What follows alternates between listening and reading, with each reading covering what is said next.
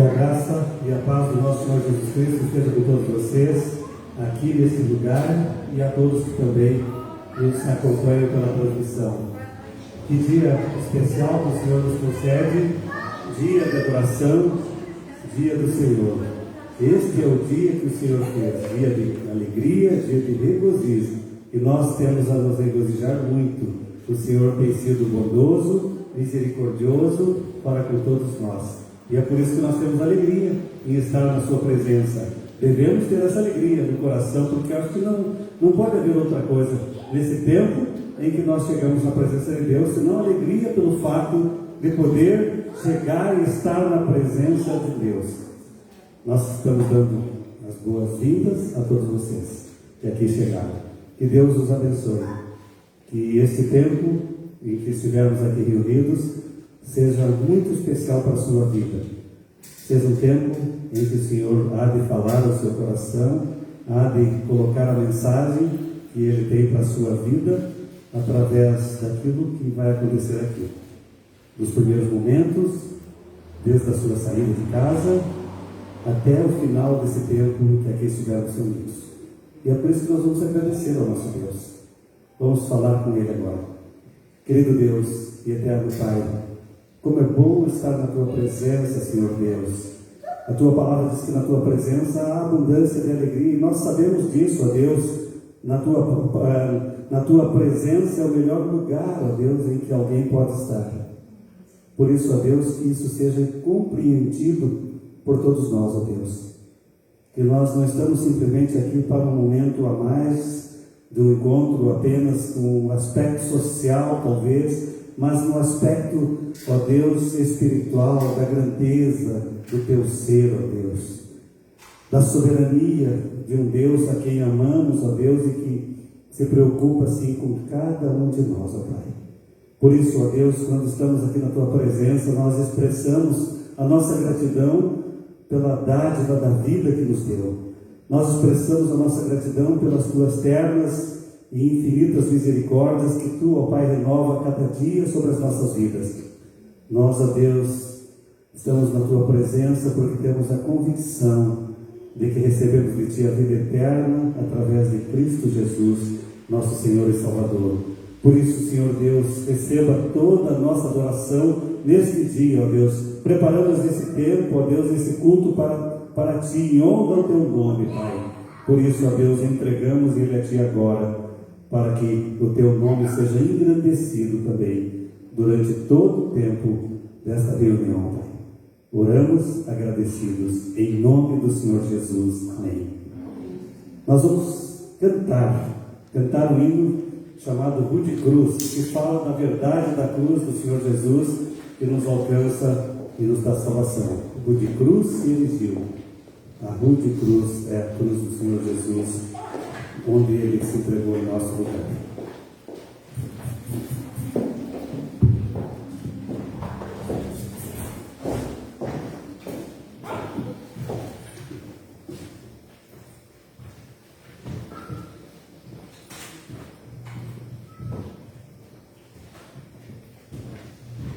A igreja pode se colocar em pé?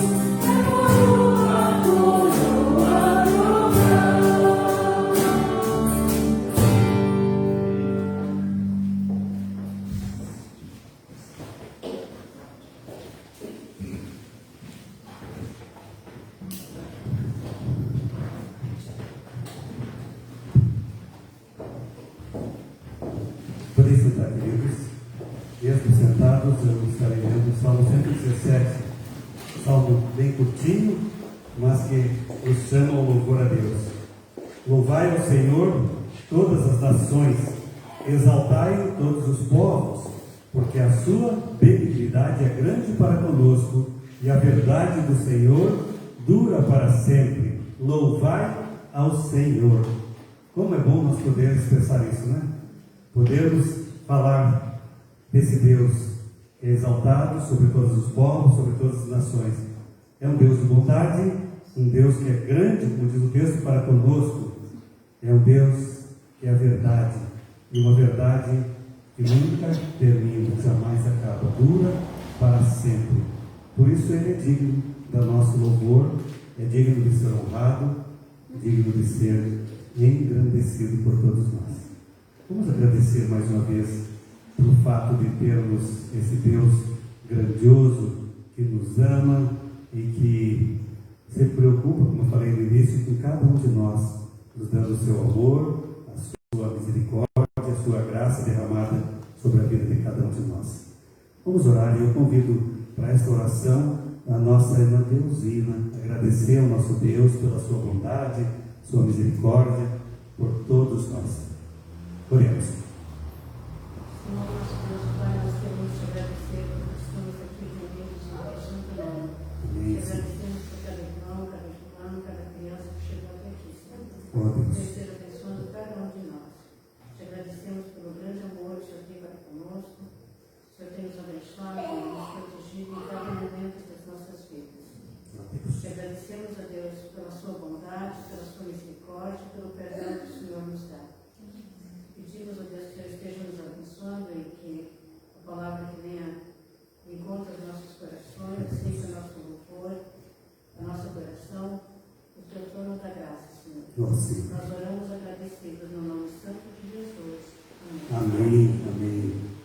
Nossas informações, nossos avisos, né, semanais estão aí, queridos. Então nós temos uma semana com atividades na quarta-feira, o culto de oração. Na sexta-feira nós teremos a reunião das mulheres, né, que é a MCM, e é especial, né, e uma finalidade. Passa um slide que tem ali do convite, né, mais adiante, olha, está aí o convite, né, para as irmãs, MCM, não é para os homens, não. Apesar da celebração ser por um homem que está chegando aí, ó. Percebe o convite ali? Mamãe está alegre, papai emocionado. Para meu chá de bebê, vocês são convidados. Alexandre, olha só, Alexandre está chegando aí logo, logo. Está convidando para sexta-feira, às 19h30, aqui na igreja, para esse chá, chamado chá de bebê. Eu digo, é meio complicado esse negócio de chamar chá de bebê. Vai colocar o bebê na panela, para tirar um caldinho para servir. Eu nunca entendi por que chá de bebê, mas não é o bebê que vai ser colocado, não.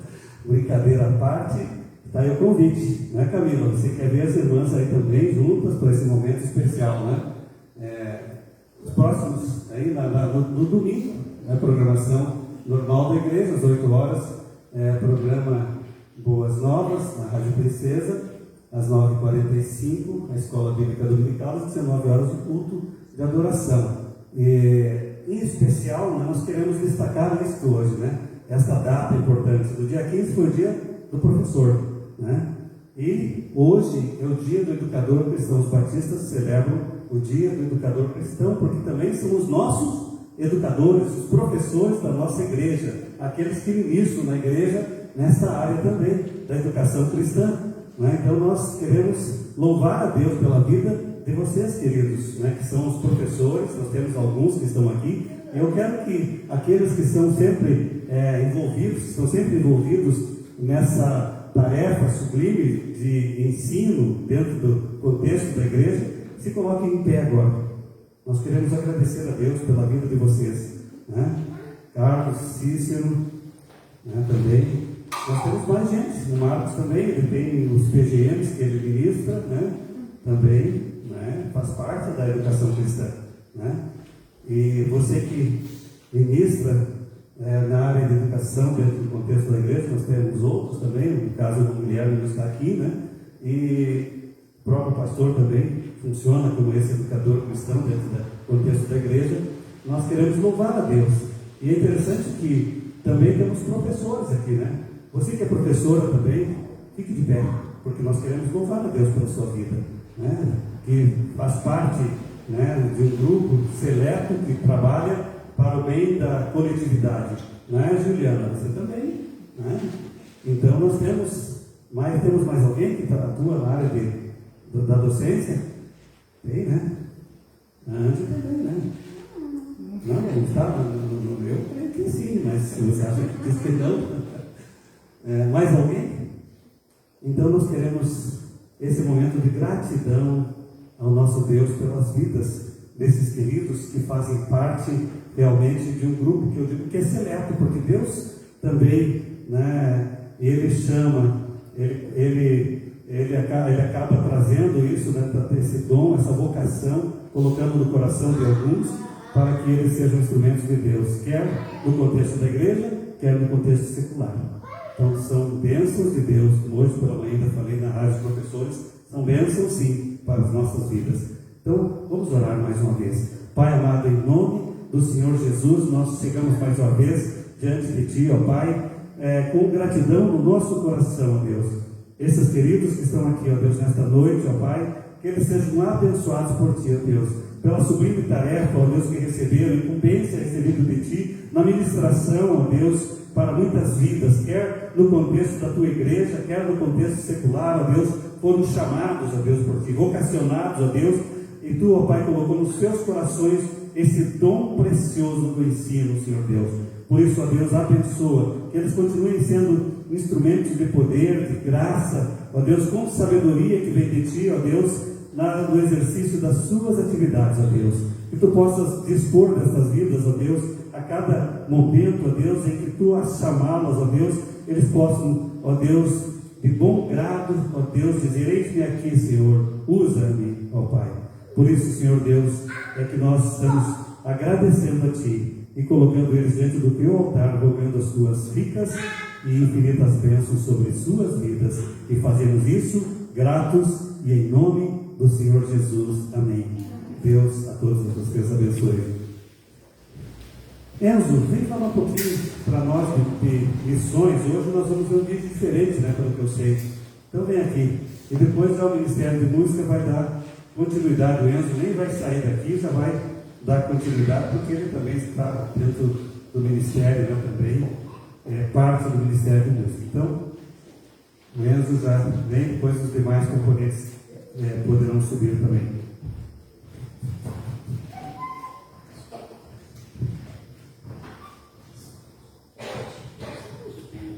Boa noite, irmãos.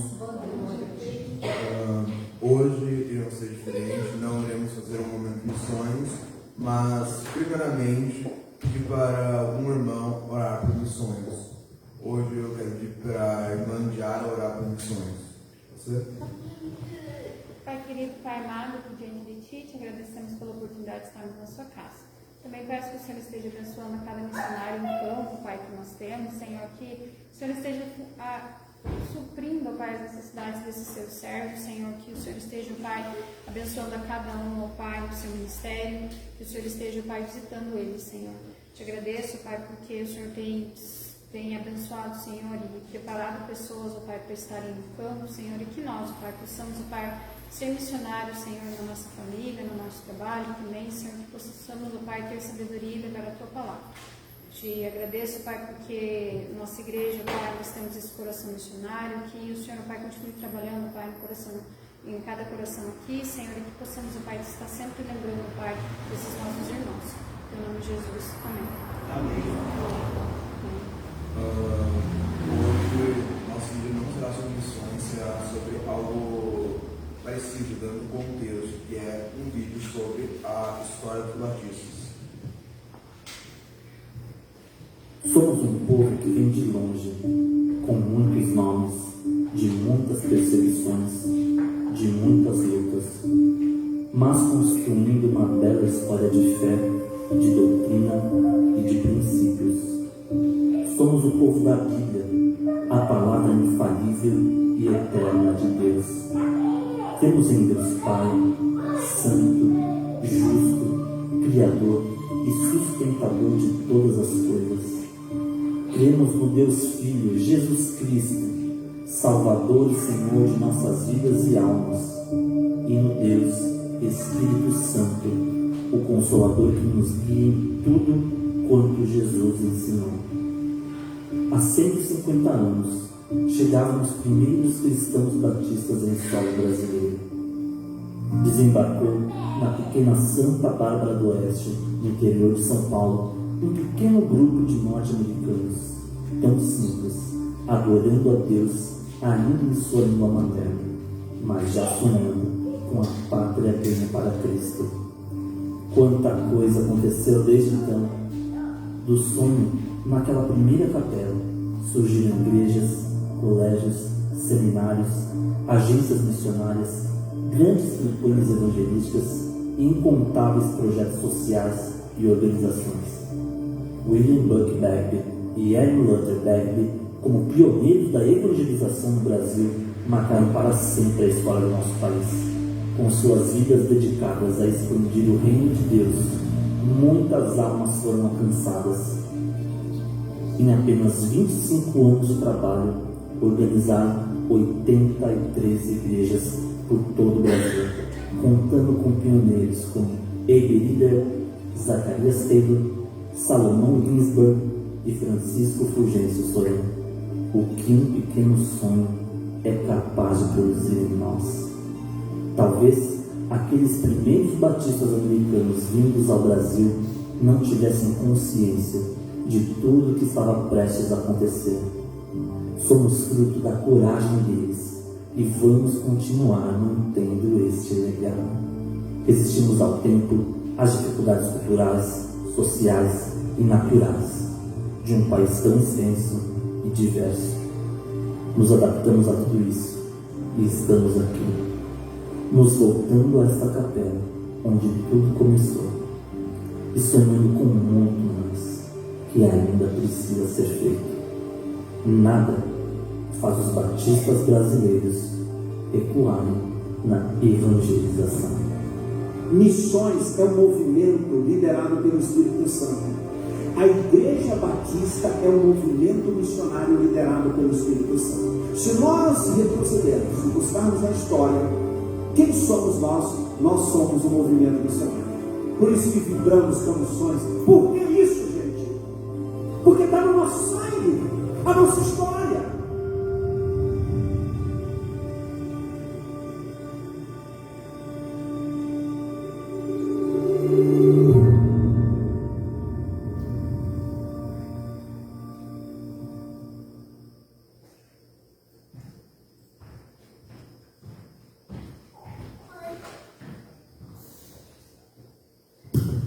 Viram, né? Viram como missões está desde as raízes dos batistas, está desde o começo, desde sempre, pelo menos desde o começo no Brasil. Então, era isso que tínhamos para falar. A oração por missões já foi feita. Agora, chamar o Ministério de Música.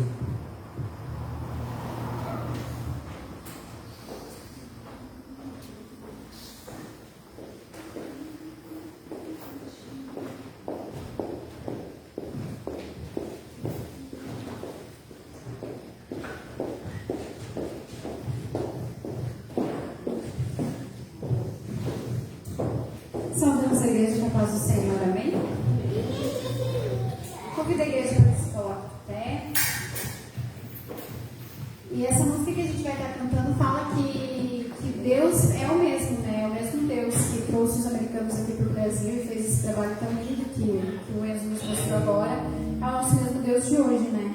Ele continua sendo, e o amor dele para nós é incomparável. Não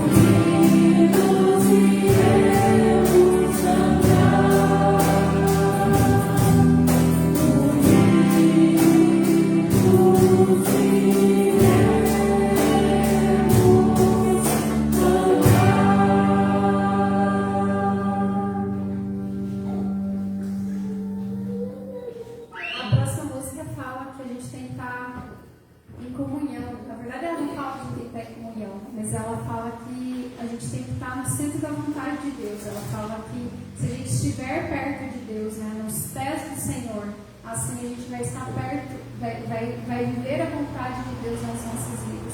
E que essa seja a nossa oração, né, irmãos?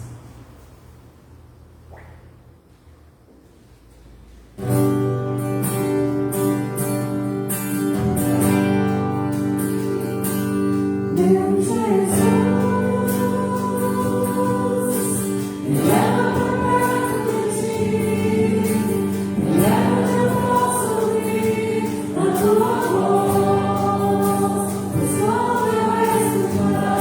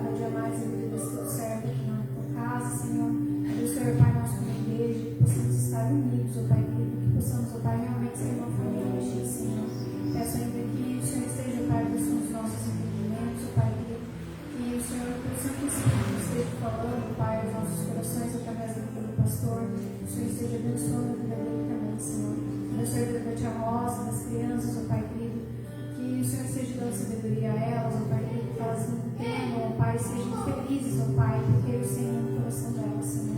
Te agradecemos por tudo que o Senhor tem nos dado, em teu nome, Jesus. Amém. Os irmãos podem se assentar.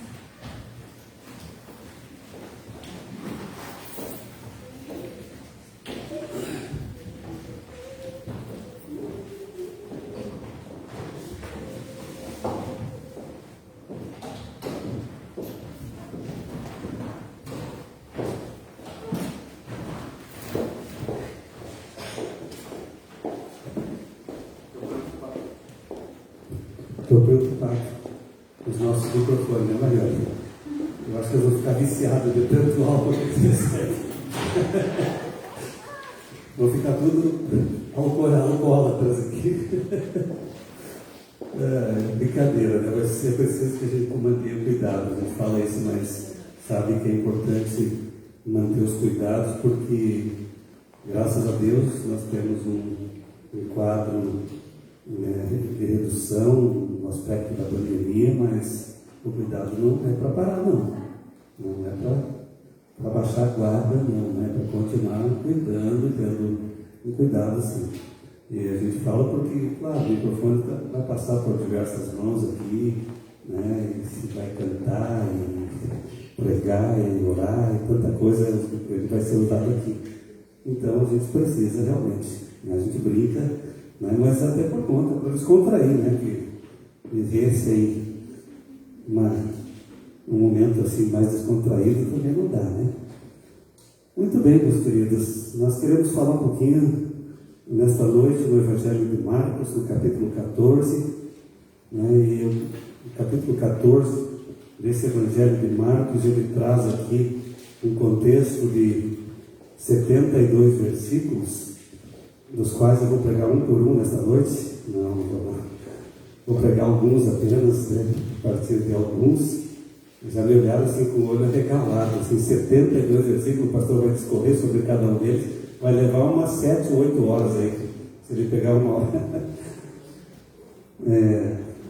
Mas a verdade é que esse capítulo 14 do Evangelho de Marcos, ele traz um contexto em que estavam chegando os momentos finais, derradeiros na vida de Jesus, né? E ali então nós vemos os planos que estavam sendo arquitetados para que Jesus fosse preso, para que Jesus fosse morto, né? E então nós começamos já lá no versículo 1, nessa direção. E logo mais Jesus ele é ungido ali em Betânia, né, por aquela mulher que trouxe aquele vaso de um perfume caríssimo, alabastro, e unge o Senhor Jesus, e ali há também uma certa... por parte de alguns discípulos, uma animosidade quanto vai gastar esse perfume dessa maneira, desperdiçar um perfume caro que poderia ser usado, vendido e usado para abençoar os pobres, né? Então a gente vê um contexto ali de uma animosidade quanto aquilo que aquela mulher fez para Jesus, e Jesus com sabedoria responde àqueles que ali indagam a esse respeito e diz a eles: olha, os pobres vocês vão tê-los sempre com vocês, mas eu não. Então Jesus está mostrando, e ali a gente vê um contexto em que há o pacto da traição, quando Judas vende literalmente o Senhor Jesus, e os discípulos então também são direcionados à preparação da Páscoa. O Senhor Jesus orienta como eles deveriam fazer, e aí então quando estão naquele momento solene da celebração da Páscoa, da ceia do Senhor, ali junto, daquela ceia junto com os discípulos, então o Senhor Jesus diz que um deles seria o que trairia Jesus. Na verdade, ele já havia feito esse pacto de traição com os sacerdotes, né, que queriam realmente matar a Jesus. E aí então vem a ceia, e o Senhor Jesus então institui aquilo que hoje também, logo mais, nós estaremos celebrando, a ceia do Senhor, que traz a lembrança, a memória, o sacrifício de Jesus. Mas o que eu quero me ater, ele começa já a partir do verso 27 em diante, quando Pedro, aqui então Pedro entra na história, e é sobre esse Pedro que eu quero falar, sobre esta igreja de Pedro, que eu coloquei como esse título, a reflexão dessa noite, a igreja de Pedro, né? E aí então Pedro começa a aparecer, começa a tomar uma forma diferente na sua maneira, na sua postura, e nós vemos então aqui, quando Pedro, ele é avisado a respeito daquilo que ia acontecer. E eu vou ler então alguns versos aqui. O 29 diz assim, né, quando nos versos 27 e 28 o Senhor Jesus está dizendo a respeito daquilo que aconteceria com ele, que muitos se escandalizariam, o pastor seria ferido e as ovelhas se dispersariam, né, mas que haveria também a ressurreição. E Pedro então disse, olha, disse-lhe Pedro, ainda que todos se escandalizem, eu jamais. Pedro então disse, ainda que todos se escandalizem, eu jamais. E mais adiante então, né, Jesus responde para ele insiste lá no verso 31, mas ele insistia com mais veemência, ainda que me seja necessário morrer contigo, de nenhum modo te negarei. E assim disseram todos. Na sequência então Jesus, ele está lá no Getsemane, aquele momento em que ele vai para aquele lugar à parte para orar. E quando ele está ali para orar, ele leva, no verso 33, diz que ele levou consigo a Pedro, Tiago e João, e começou a sentir-se tomado de pavor e de angústia. E aí então ele diz, a minha alma está profundamente triste até a morte, ficai aqui e vigiai. Então Jesus já estava antevendo os acontecimentos seguintes, aquilo que já estava determinado a acontecer para que ele cumprisse verdadeiramente, né, o plano de Deus para as nossas vidas, sobre a vida da humanidade pecadora. Lá no verso 37, então, depois de Jesus se afastar um pouco para orar, né, então Jesus está ali diante de Deus, e quando Deus diz, né, coloca para Jesus de fato que ele precisaria passar por aquele momento, então ele diz, faça-se aquilo que é a tua vontade, né? E no verso 37 diz que quando Jesus volta, onde estão Pedro, né, Tiago e João, ele os encontra dormindo. E disse a Pedro, Simão, tu dormes? Não pudesses vigiar nem uma hora? E Jesus então novamente volta a orar, retira-se de novo para a oração, e dali um pouco ele retorna de novo, e diz o texto no verso 40 e 41, voltando achou-os outra vez dormindo, porque os seus olhos estavam pesados e não sabiam o que lhe responder. E veio pela terceira vez e disse-lhes, ainda dormis e repousais? Basta. Então nós começamos a perceber algumas coisas em que Pedro esteve ali como um dos principais envolvidos nesses momentos derradeiros da vida de Jesus. Mas lá adiante, depois que Jesus é preso, né, nós vemos nos versos 53 qual foi a atitude de Pedro.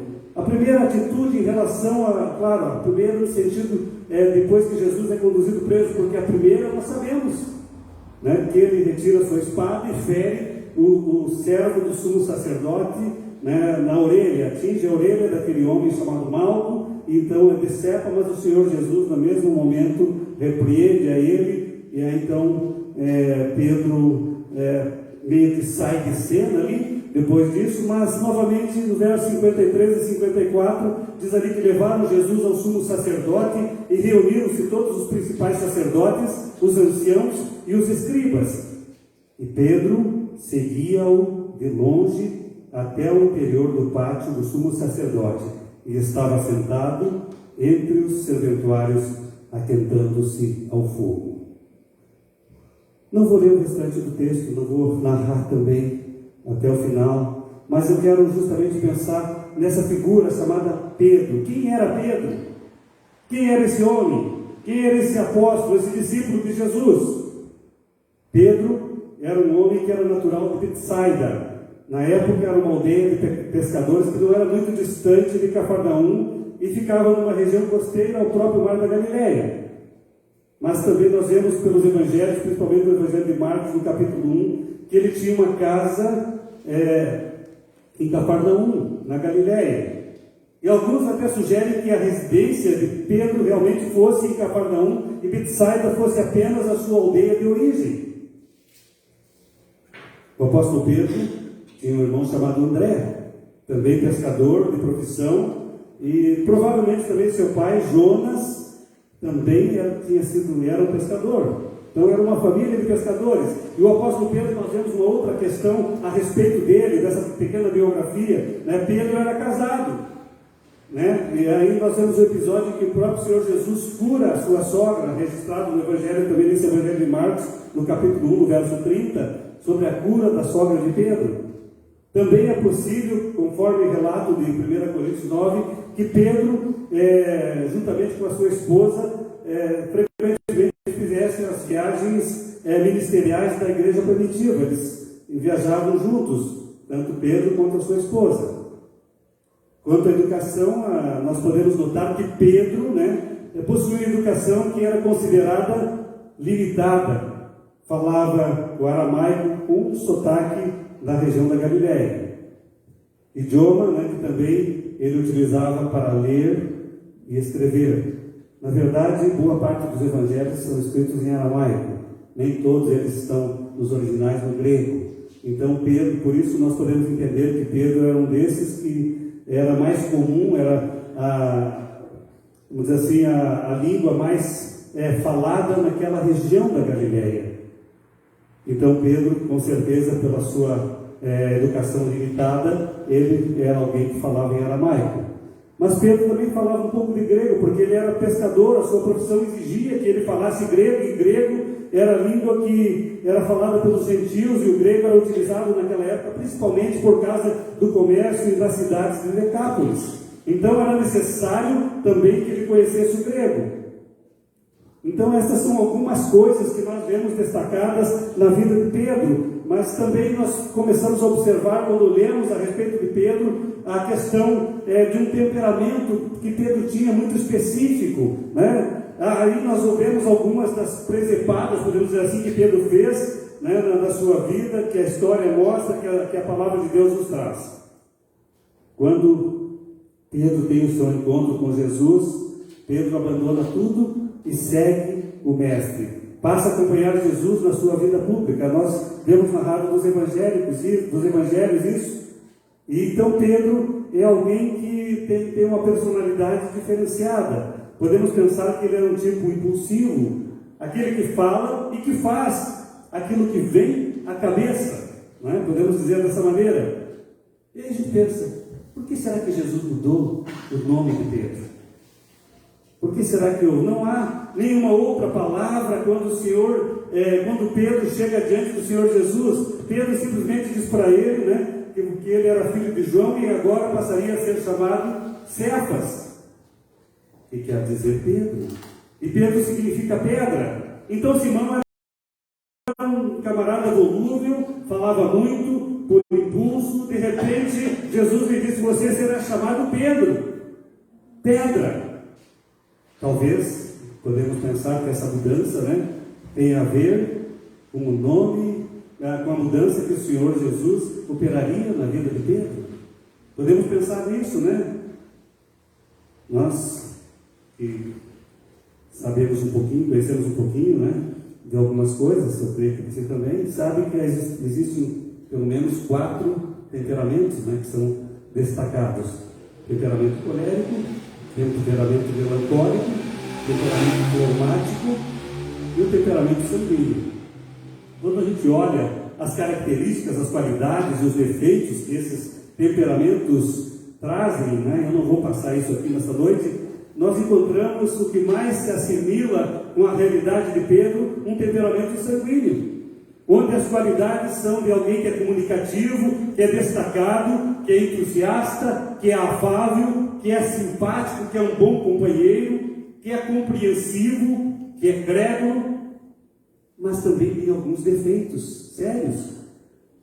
É alguém que é volúvel, é alguém que muitas vezes é indisciplinado, muitas vezes é impulsivo, outras vezes inseguro, outras vezes egocêntrico, outras vezes barulhento, exagerado, mas também medroso. Não parece, essas características não aparecem de uma maneira clara na vida de Pedro, quando nós lemos nos evangelhos os relatos da vida de Pedro? Com certeza nós podemos perceber muitas coisas dessas. Então Pedro era alguém que nós podemos entender que tinha essa personalidade. era sanguíneo. Pedro era sanguíneo. E sendo sanguíneo, é aquele que falava sempre antes de pensar. Umas características boas de Pedro é que, né, por ser sanguíneo, também poderia ser uma pessoa jovial, com um espírito descontraído, né? Com o seu encanto, né? Talvez ele era aquele que aproveitava bem as coisas da vida, uma personalidade calorosa muitas vezes, vivaz, e muitas vezes é aquele que vivia com a sua alma em festa, né? Tipo da pessoa que nós encontramos muitas vezes no nosso convívio, quando nos reunimos com outras, né? Aquela pessoa que é mais falante, que é mais extrovertida, que está ali rindo com todo mundo, que está ali brincando uns com os outros, né, com os outros. Com certeza, quando nós encontramos alguém nesse meio, é sanguíneo, né? Eu não conheço ninguém no contexto da igreja que tenha essa característica. Brincadeiras à parte, né? Mas Pedro apresenta também esses pontos fracos, críticos, que era a fraqueza de ânimo, volubilidade, indisciplina, impulsividade, insegurança, egocêntrico muitas vezes, exagerado e medroso. Por isso ele era aquele que, em certo sentido, se irava com facilidade, né? Era aquele que logo pegava fogo, vamos dizer assim, né? Por ser impulsivo, mas também instável emocionalmente. E aí você pode perguntar para a pastora, diante de tudo isso, o que é que Jesus viu em Pedro? Não se perguntou ainda? O que é que Jesus viu nesse homem? Eu posso dizer que Pedro, sanguíneo como era alguém que era apaixonado por Jesus.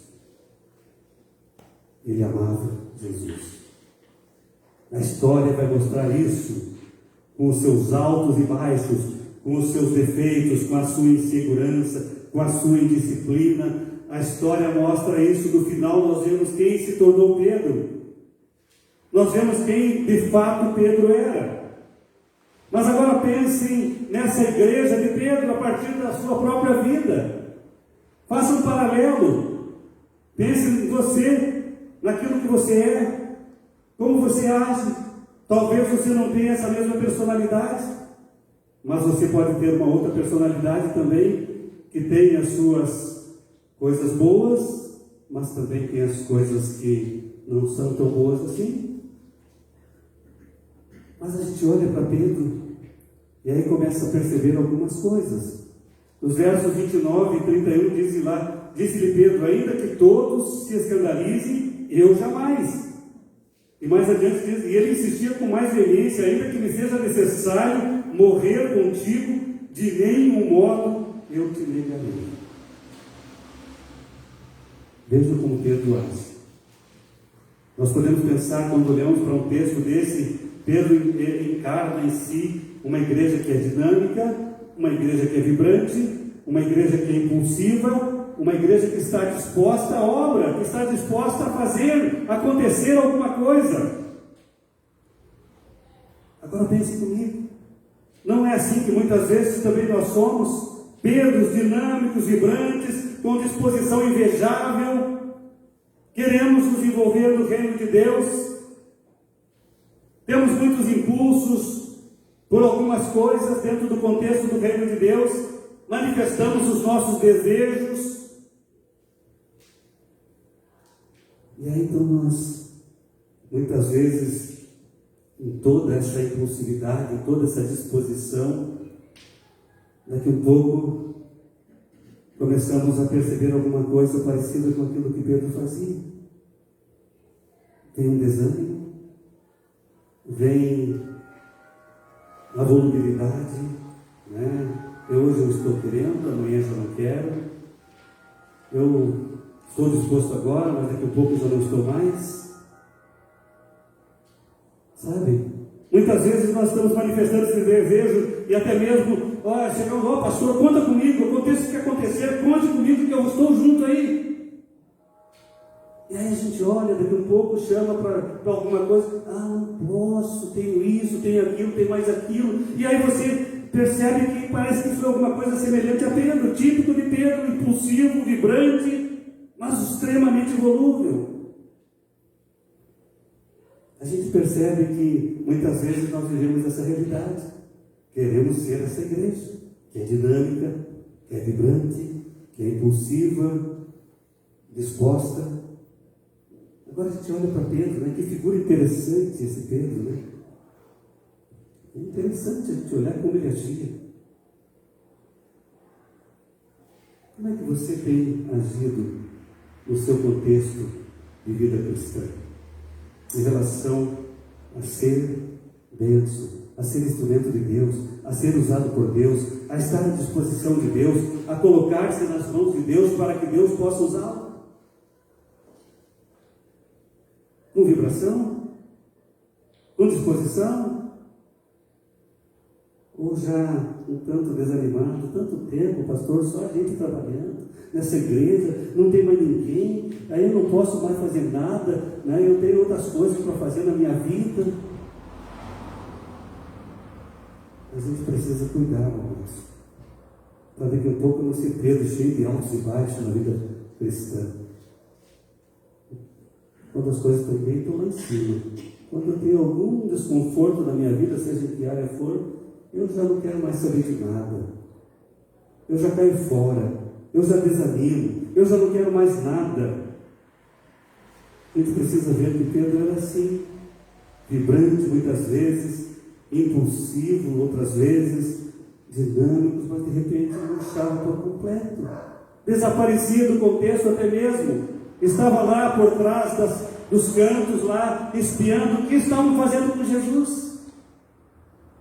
Se você ler os relatos do Evangelho, você vai ver que Pedro era aquele que estava lá. E depois ele nega Jesus e diz, não, eu não era esse não. Eu não estava, não sou daqueles lá não. Negando Jesus. A igreja de Pedro precisa cuidar. Né? Não podemos muitas vezes ser essa igreja de Pedro do jeito que Pedro fez, do jeito que Pedro era. Por outro lado, né? Não poucas vezes essa igreja de Pedro é uma igreja que também está vivendo um tanto sonolenta, sem reação, acomodada. 33, 37, 40 e 41 desse texto que nós vemos, diz, levando consigo a Pedro, Tiago e João, começou a sentir-se tomado de pavor e de angústia. Voltando, achou-os dormindo. E disse, Pedro, irmão, tu dormes? Não pudeste vigiar nenhuma hora? Voltou outras vezes e achou-os dormindo. E veio pela terceira vez e ainda dormis e repousares? Percebe que muitas vezes, quantas vezes o Senhor tem nos convidado a estar com Ele, a buscar comunhão com Ele. Estamos cantando aqui, me leva para perto de Ti. Me leva para perto de Ti, Senhor. Nós queremos isso. Queremos proximidade com Deus, na sua santidade, na sua grandeza, na sua magnificência. Nós queremos de fato? Ou queremos a nossa vida do jeito que ela é, fazendo aquilo que nós fazemos quando queremos, quando sentimos vontade? A gente precisa cuidar, porque muitas vezes nós nos acomodamos na vida cristã. É tão bom porque nós não perdemos mais a salvação. Aquilo que Deus nos garante, Ele é até o fim, é para sempre. Aquilo que Ele nos deu, a vida eterna é para sempre. Então nós nos acomodamos, vivemos essa vida tão sonolenta muitas vezes. E Pedro estava ali, junto com João e Tiago, dormindo literalmente. Deus tem desejado que estejamos sim mais perto dele. Mas muitas vezes estamos estáticos, né? Sem ação, indiferentes. Nada mexe com a nossa vida. Nada nos leva a sonhar, a viver o reino de Deus. Tantas vezes a nossa vida se resume em desculpas. Desculpas, isso não é para mim, pastor, não, tem outros que podem fazer. Chama outros. Mas Deus está chamando você. Deus quer a sua vida. Deus quer te usar. E você não quer ser instrumento na mão de Deus. Você diz, não conte comigo. Estou tão cansado. tantas coisas que eu faço. Aí nós vemos novamente o Pedro, que é inseguro, que tem medos, que vai dormir, literalmente, enquanto outros dão a vida pela obra.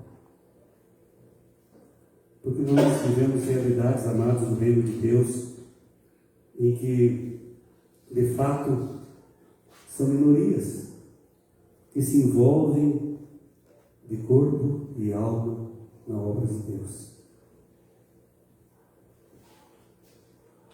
A gente faz o que é possível. Normalmente é assim. A gente faz aquilo que não nos cause tanto estresse, tanto trabalho. É assim que a gente vive a realidade do reino de Deus.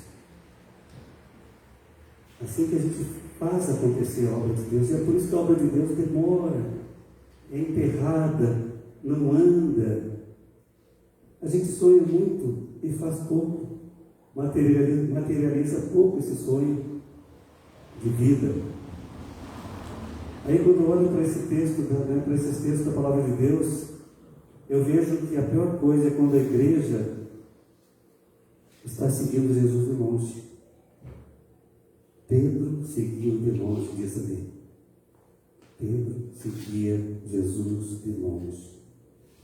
E aí aquele seguir Jesus de longe, que nós vemos nos versos 53 e 54, quando levaram Jesus ao sumo sacerdote, ali estavam os principais, sacerdotes, os anciãos, os escribas, todos ali reunidos, e o Senhor Jesus ali sendo questionado e certamente já sofrendo as agruras da prisão e do julgamento daquilo que estava destinado a ele. Aí o texto diz lá, e Pedro o seguia de longe.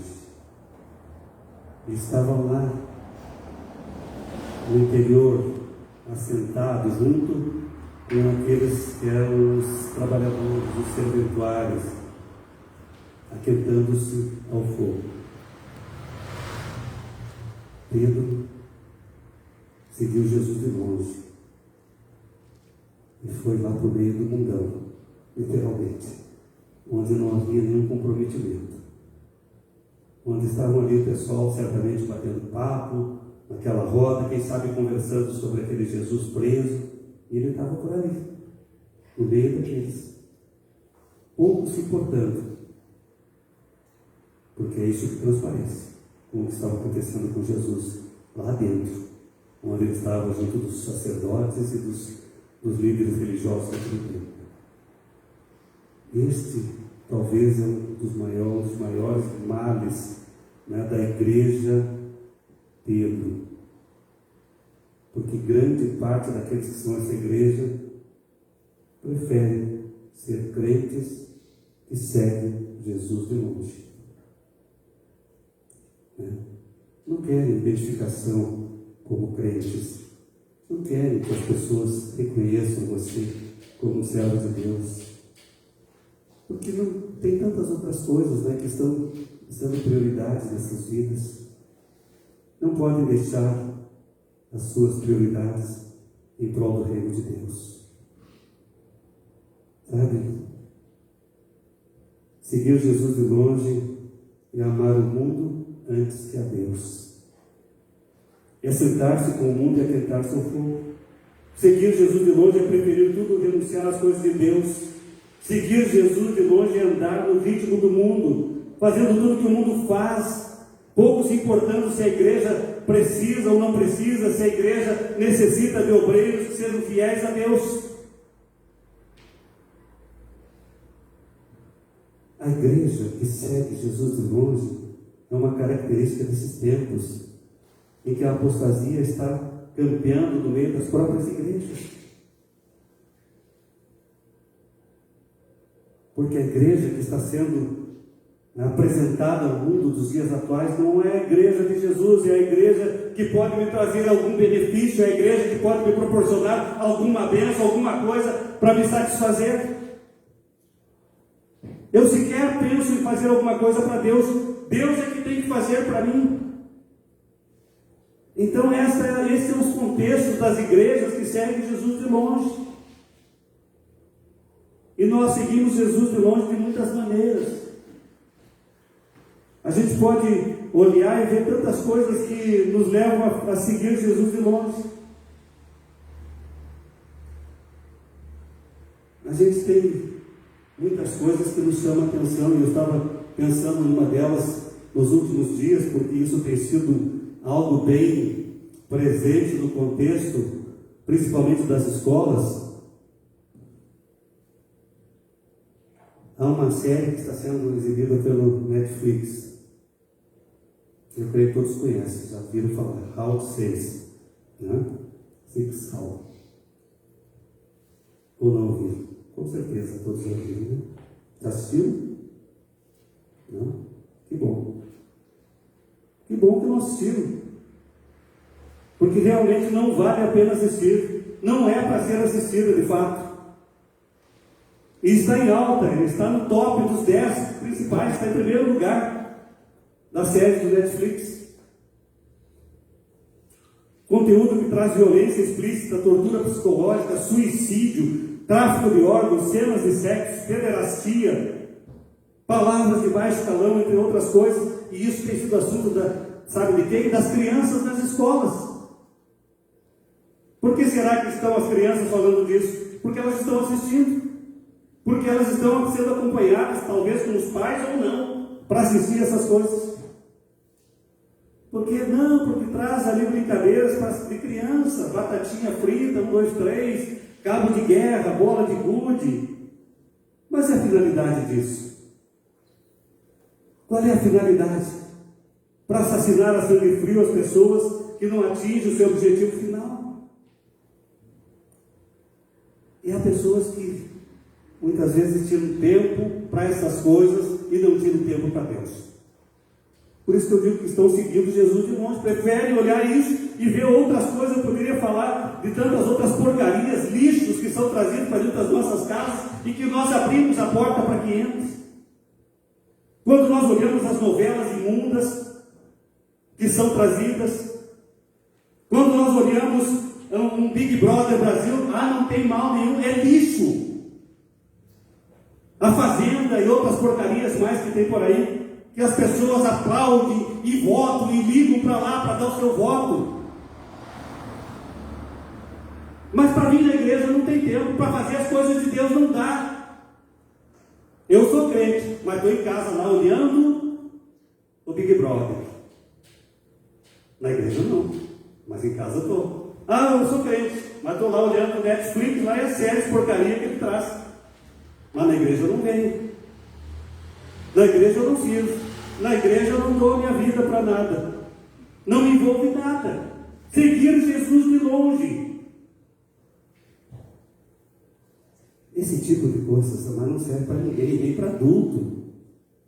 Eu não tenho coragem de olhar uma porcaria dessa já. Lendo a sinopse eu já vi o que contém. Para que eu vou olhar? Para encher a minha mente de porcaria? A recomendação bíblica para nós, que está lá em Filipenses 4:8, encham a vossa mente com tudo que é bom e que merece elogios, tudo que é verdadeiro, digno, puro, agradável e decente. Recomendação bíblica é essa. Não sei. Talvez alguns discordem do pastor, vão dizer, pastor, o senhor está exagerando. Mas eu quero bons argumentos para me combater, para me confrontar a respeito disso. Tem que ter bons argumentos para provar que isso é bom, que isso serve, que isso edifica.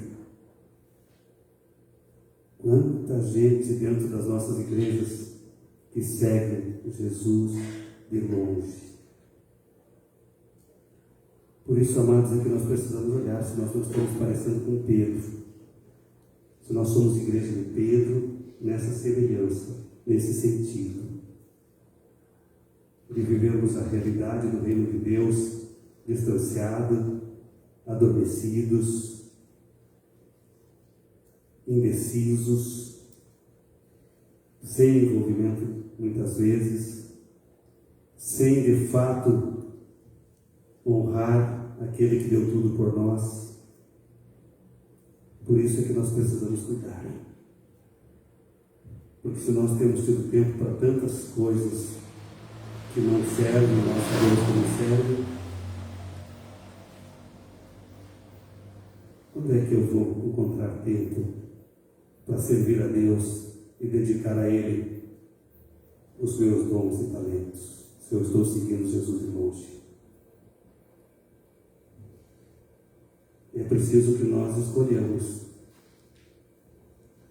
Há um episódio que nós conhecemos bem, quando Josué, ele confrontou o povo, e ele fez uma pergunta simples: escolham hoje a quem quereis servir. Eu quero crer, amados, que Deus tem chamado a igreja a uma consagração genuína, a uma vida de santificação, para que de fato a igreja seja a diferença do mundo, para que a gente não seja igual ao mundo. Não fiquemos nos enganando muitas vezes. É preciso que nós tenhamos ousadia, tenhamos coragem, que nós de fato escolhamos viver para Deus, uma vida dedicada a Deus. Hoje nós queremos celebrar juntos aqui a ceia do Senhor, trazendo aqui a memória do sacrifício de Jesus no nosso lugar naquela cruz. Mas é isso que esse momento representa para você? O que representa esse tempo que nós celebramos a ceia, que nós distribuímos o cálice com o simbolismo do sangue do Senhor Jesus derramado na cruz por nós, quando nós distribuímos o pão representando o corpo do Senhor Jesus que foi colocado na cruz no nosso lugar?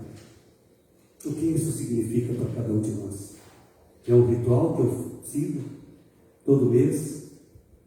Estou lá porque tem a ceia e participo e é apenas isso? Ou é muito mais que isso?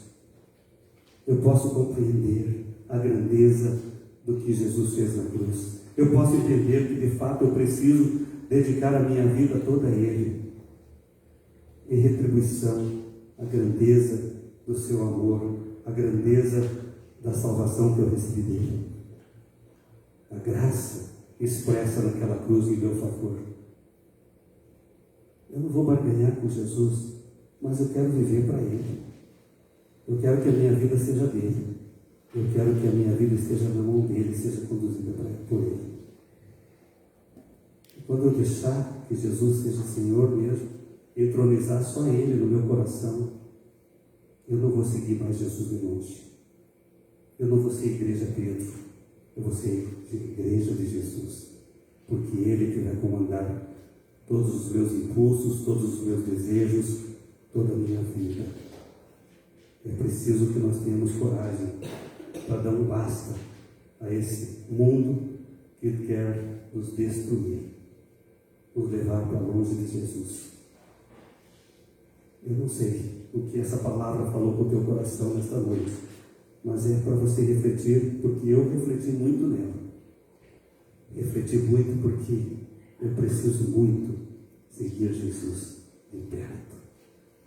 Ter Jesus ao meu lado e estar ao lado de Jesus. É por isso então que Deus colocou no meu coração uma palavra que nos confronta. Mas é preciso que nós sejamos confrontados algumas vezes para vermos a realidade de um mundo cruel que não quer nos afastar de Deus. Para que uma vez também nós não venhamos a ser levados,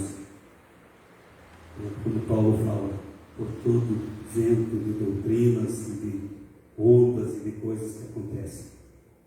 Infelizmente as igrejas têm sido invadidas por tantas ondas e tantas coisas que nos afastam de Deus. Então que Deus nos abençoe nesta noite. Nós vamos agora ter esse momento especial da celebração da ceia.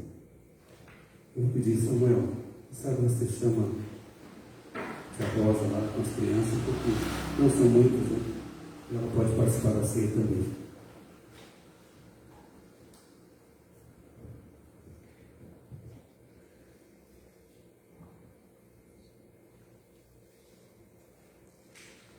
Nós vamos ter esse momento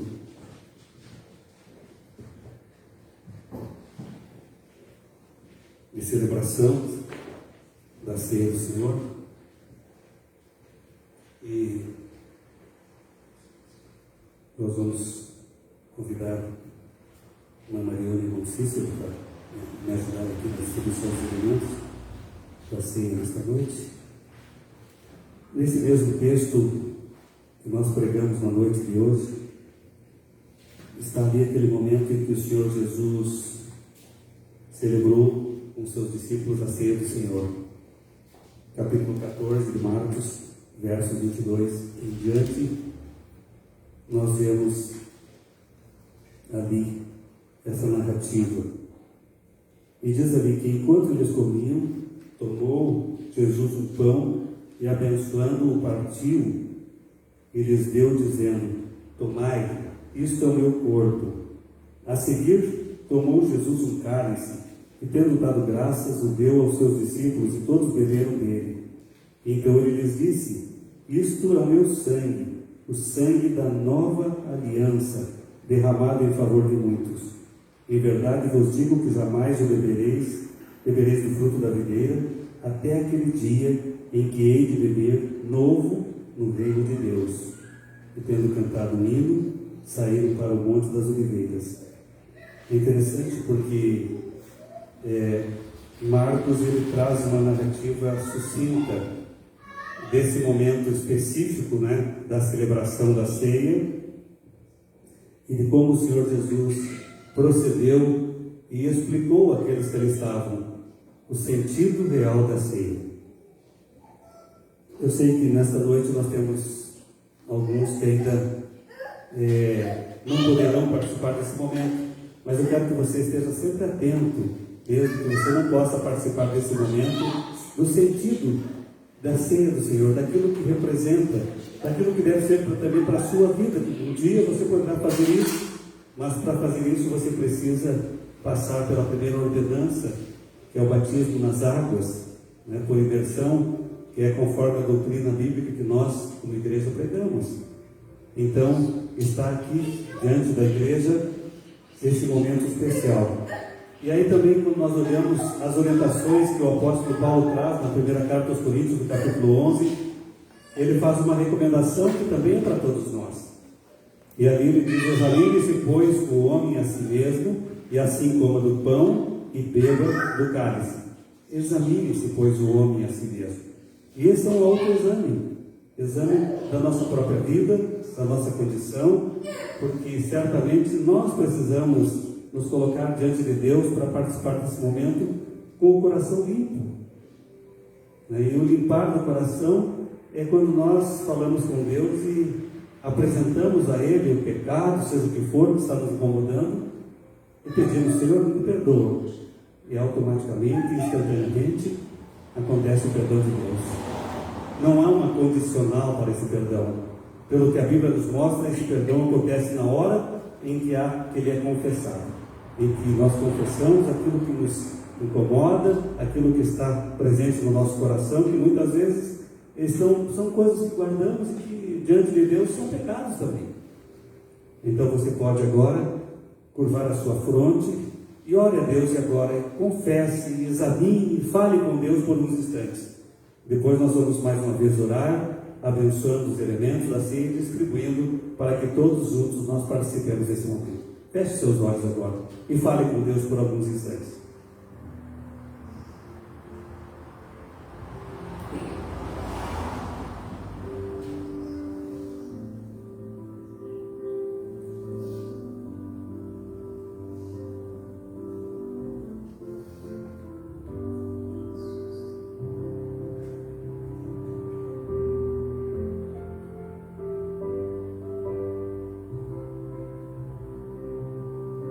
Pai querido, no nome do Senhor Jesus, uma vez mais nós nos colocamos diante de Ti, Senhor Deus. Estamos aqui para Te adorar, ó Pai. Estamos aqui para honrar o Teu nome com as nossas vidas, Senhor Deus. Vidas que foram compradas pelo alto preço do sangue precioso do Senhor Jesus vertido na cruz. Por isso nós queremos, ó Deus, honrar o teu nome com gratidão pelo teu corpo, ó Deus, representado neste pão que será distribuído, que foi colocado na cruz em nosso favor. Este cálice, ó Deus, representando o sangue do Senhor Jesus, vertido na cruz. Sangue, ó Deus, que nos limpa de todo o pecado, como a tua palavra nos assegura. Por isso, Senhor Deus, receba a nossa adoração nesta noite. Limpa os nossos corações uma vez mais, ó Deus, perdoando os nossos pecados. E que nós possamos participar, ó Deus, com grande alegria desse momento tão especial, que é a celebração da ceia, Pai querido.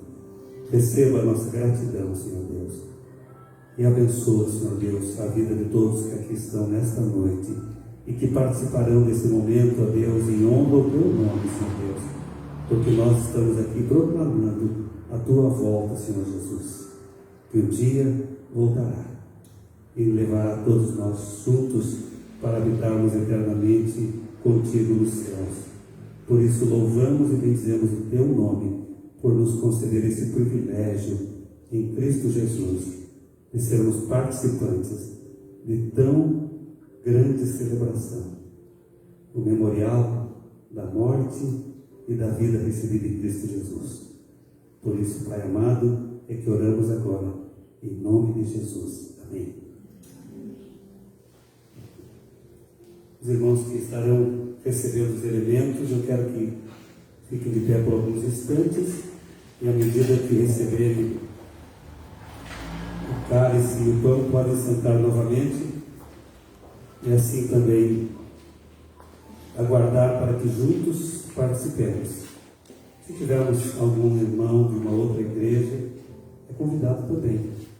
Foi batizado, que é parte de uma igreja evangélica que professa e tem no Senhor Jesus seu único e suficiente Salvador. Participe também. Você é convidado a participar de um momento tão significativo, trazendo à memória aquilo que o Jesus fez também por você. Não se constranja, porque somos uma família só em Cristo Jesus.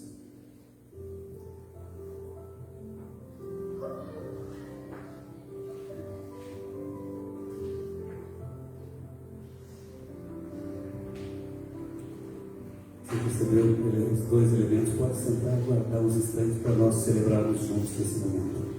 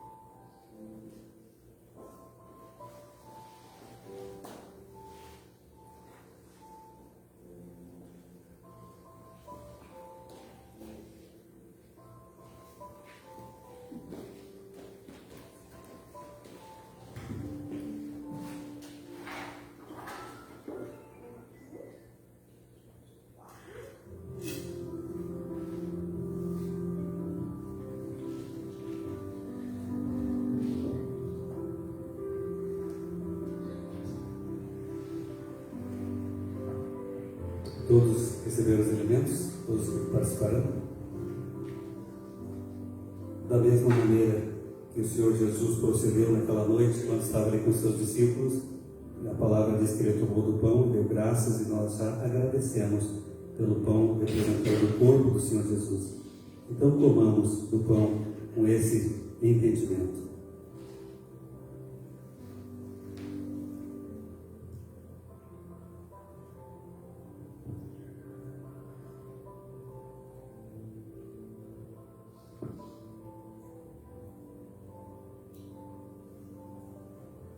O texto da palavra de Deus nos diz que da mesma forma ele tomou o cálice e deu aos discípulos, e eles beberam.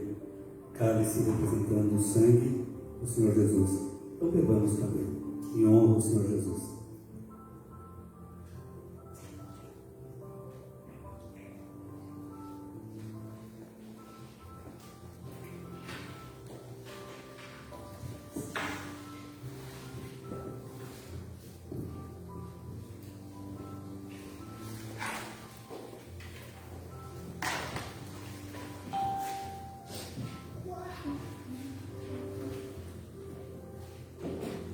tempo precioso também que o Senhor Jesus nos proporciona na sua presença nesta noite.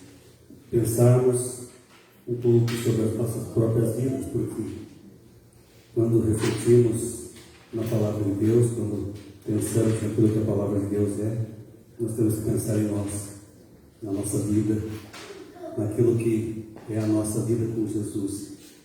E nesta noite o Senhor nos proporcionou esse tempo também. Nós queremos agora nos despedir desse momento final de culto, né? Vou pedir para que nossos amados irmãos do pós-culto já estejam aqui tomando seus lugares, porque nós vamos orar e encerrar esse momento de adoração. Minha palavra de gratidão a todos vocês que aqui estiveram na noite de hoje. Meu desejo é que vocês possam ter uma semana abençoada, dirigida pelo Senhor Jesus em todo o tempo e seguindo bem de pertinho Jesus. Bem de pertinho, não andando longe do Senhor Jesus.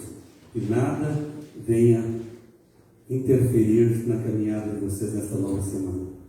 E vocês vão ver que ao chegar ao final da semana vai ser uma semana muito melhor que muitas que já passaram. Podem ter certeza. Então nós vamos orar mais uma vez e depois teremos o pós-lúdio com Marcos e com Arthur. Oremos. Pai amado, uma vez mais nós estamos na Tua presença santa, Senhor Deus, com gratidão no nosso coração pelos momentos que já passamos aqui na Tua presença, Senhor Deus. E nós queremos pedir, ó Deus, que Tu nos conduza nesta nova semana, em cada momento, em cada segundo dela, Senhor Deus, que sejam segundos, ó Deus, em que venhamos a desfrutar da Tua doce e suave presença nas nossas vidas, nos conduzindo, nos orientando, ó Deus, nos mostrando, ó Deus, aquilo que devemos fazer e como agir, Senhor Deus, nas nossas vidas, Pai. Por isso, ó Deus, que haja espaço nos nossos corações, ó Deus, tão somente para Jesus, ó Deus, que não haja mais nada que venha ocupar o Teu lugar na nossa vida, Senhor Deus. Ajuda-nos, ó Pai, a vivermos uma vida de santidade, uma vida de consagração, uma vida, ó Deus, para honrar o Teu nome, ó Deus, porque, ó Deus, isso é tão pouco diante da grandeza do Teu amor e do sacrifício do Senhor Jesus em nosso lugar, Pai. Ajuda-nos, ó Deus, a sermos fiéis, a sermos obedientes, a sermos submissos a Ti, Senhor Deus, vivendo, ó Deus, para Ti, Pai querido. Abençoa cada família que está aqui nesse lugar. Abençoa aquelas que estão, porventura, acompanhando, ó Deus, que recebam a mesma bênção onde estiverem, ó Deus, e que, ó Pai, a Tua palavra cale, ó Deus, nos nossos corações para operar a Tua vontade, Senhor Deus. Fique guardada na nossa mente e coração para que, ó Deus, venhamos sempre pensar, ó Deus, da forma que estamos vivendo a vida contigo, Pai. Se é próximo, se é longe, ó Deus, enfim, Senhor Deus, ajuda-nos, Pai. E agora, Pai, nós te pedimos que a graça, ó Pai, que se manifestou em Cristo Jesus, o amor de Deus Pai e a comunhão do Espírito Santo de Deus sejam sobre a Tua igreja que está aqui neste lugar e a Tua igreja espalhada pela face da terra, hoje e eternamente. Amém. Que Deus a todos abençoe, queridos, uma semana de bênção. Ouçamos o pós-lúdio e depois estamos nos despedindo desta noite.